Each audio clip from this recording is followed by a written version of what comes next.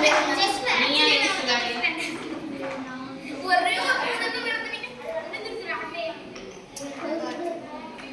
அங்கே வச்சு அடி வாங்கடா. இங்கே வச்சு அடி வாங்கன்னு எடுத்து அப்புறம் அங்கே வச்சு அடி வாங்கல. பின்னாடியும் போகுமே நைட்டு எல்லா சைடுமே போகும் சொன்னேன்ல. நீ தானே சொன்ன பானை வச்சு இப்படி அடிப்பாங்க.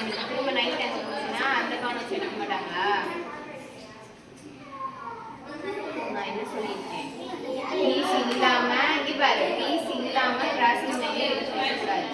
இதோட மூவ்மெண்ட்ஸ் வந்து ஸ்டாண்டிங் லைன் தான். அட்டாக் பண்றதுதான் கிராசிங் லைன். ஞாபகம் இதோட பீஸ் இல்லைல்ல, அப்போ இதை எடுத்து வைக்கக்கூடாது. சும்மா சரியா?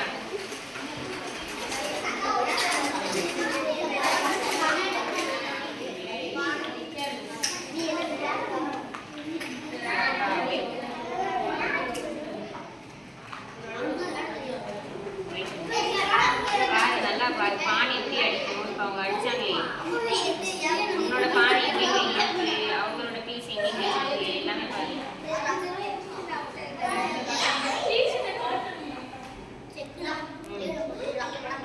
ஏய், உன் பானை வச்சு அவங்க பானை அடிக்கணும். கரெக்டா வைக்கணும். அந்த பாக்ஸ்ல பீஸ் அந்தந்த பாக்ஸ்ல கரெக்டா வைக்கணும். சரியா? இப்போ இப்படி இருக்கா, இதுக்கு மேல நீ வேற பீஸ் தான் பண்ணணும். இதை ஸ்ட்ரெயிட்டா அடிக்க கூடாது.